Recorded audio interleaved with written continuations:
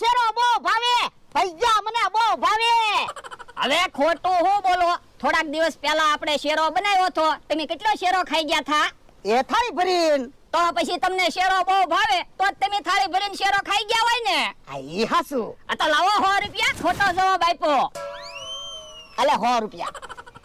હાલો હવે બીજો પ્રશ્ન પૂછું, ખાલી જગ્યા પૂરજો. એ વાંધો નહીં. એ ભોળા દાદાની વાડીએ ખાલી જગ્યા નથી.